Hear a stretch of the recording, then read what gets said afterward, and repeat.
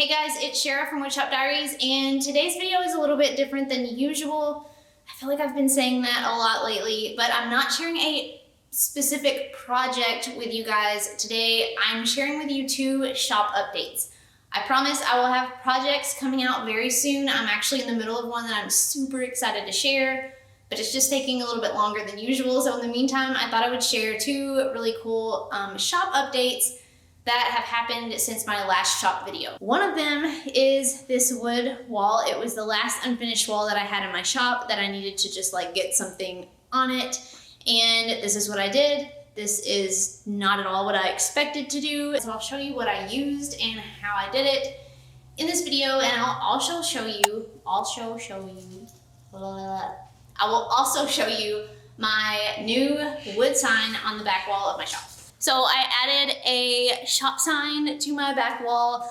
This is also not what I had expected to do. This whole wall has been an adventure in and of itself, but after I painted it white, I thought I needed a little bit of something above the window, and so I added this sign. It's far from perfect, and just before any of you all pointed out, I'm well aware that the letters got a little off on these last 3 letters. So I'm aware, I just don't feel like fixing it. And actually from a distance, you can't hardly even tell, but you will see it in the video that the last 3 letters are a little bit lower than the rest of the letters, but clearly I do not care. So I'm leaving it and I love it, even though it is imperfect, that's fine.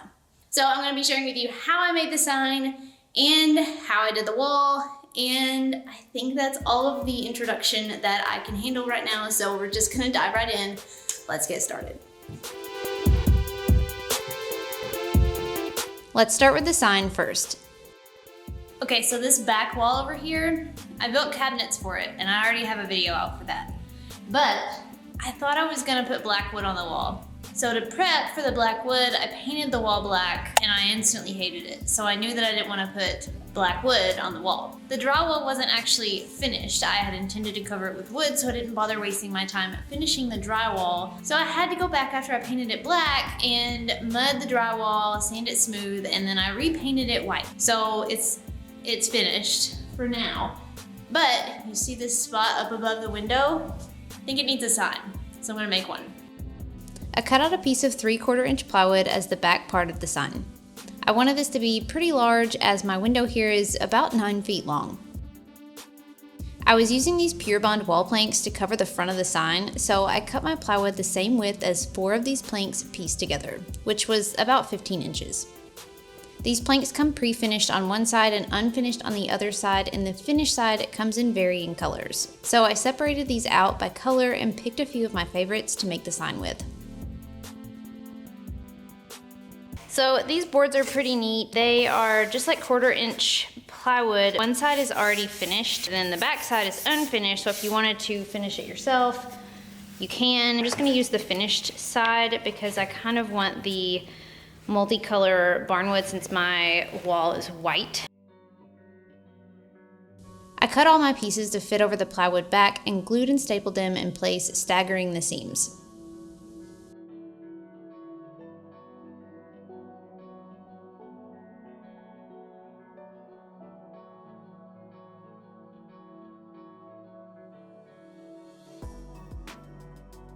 Once the planks were on, I started applying my stencil. Several projects ago, I used my Cricut Joy machine to cut out a template to stain the doors on a dresser that I built.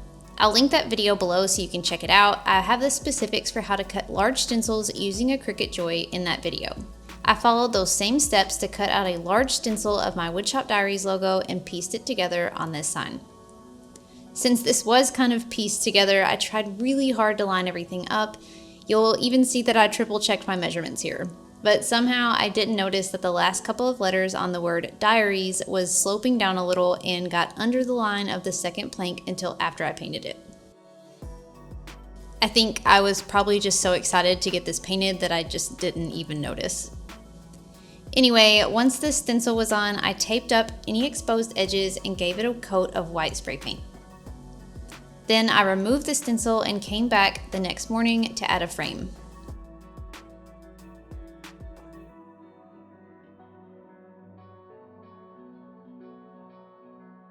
I cut some strips to size, stained them ebony, and then used some finish nails to just nail them along the outside of the sign.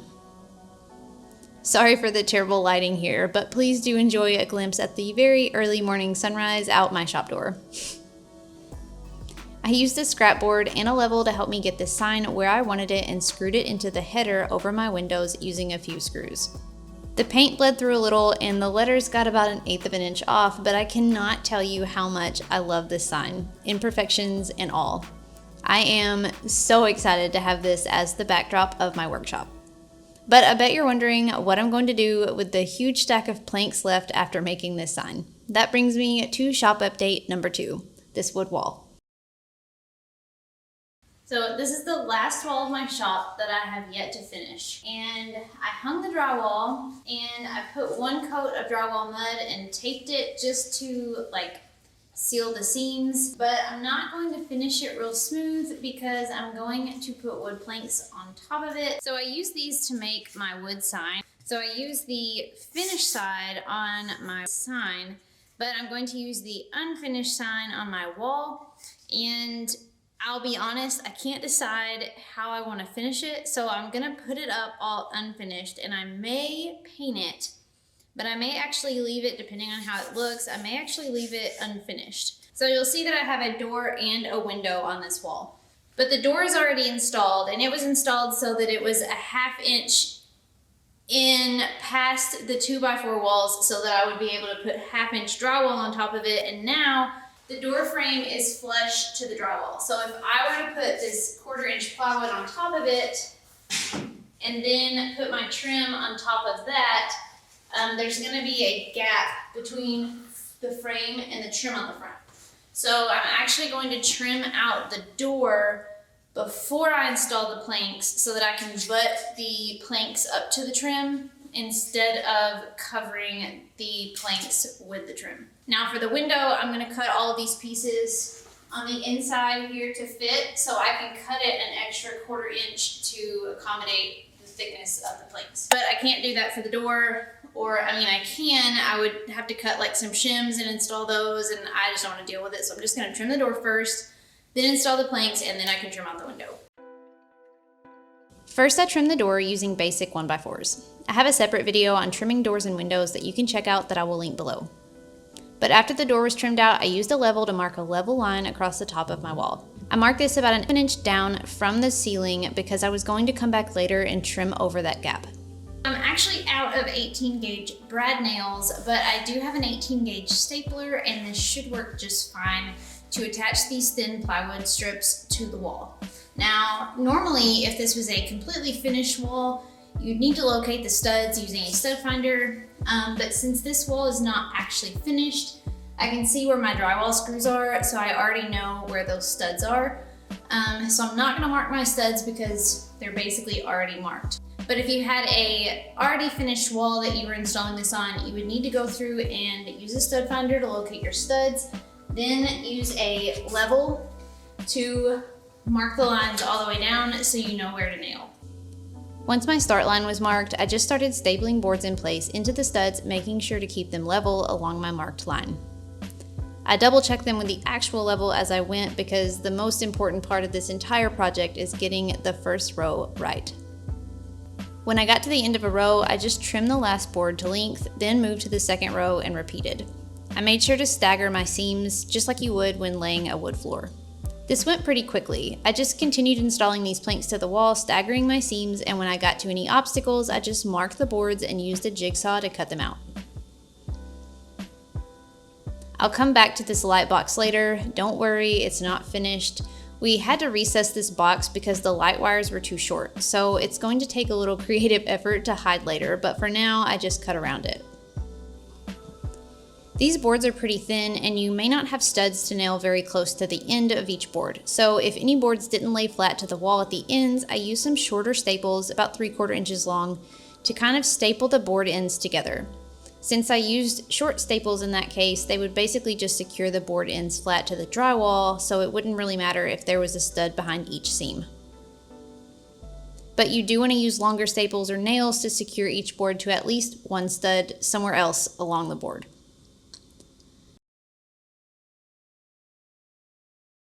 Just like when I added the faux brick to my walls in the last video, there are a couple options to deal with the outlets.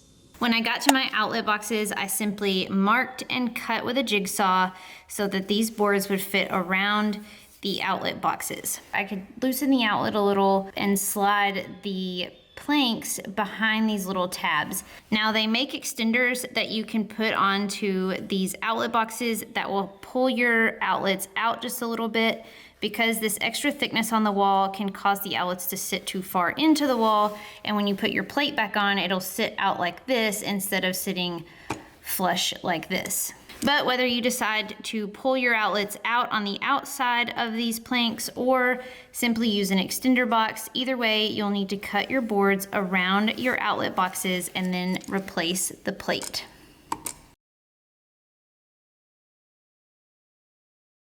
You probably noticed those wires that were coming out of the wall right here. Those wires were for the garage door openers. They were not hooked up to power, and they still aren't hooked up to power because we probably won't even use these, but they were already here when we moved in.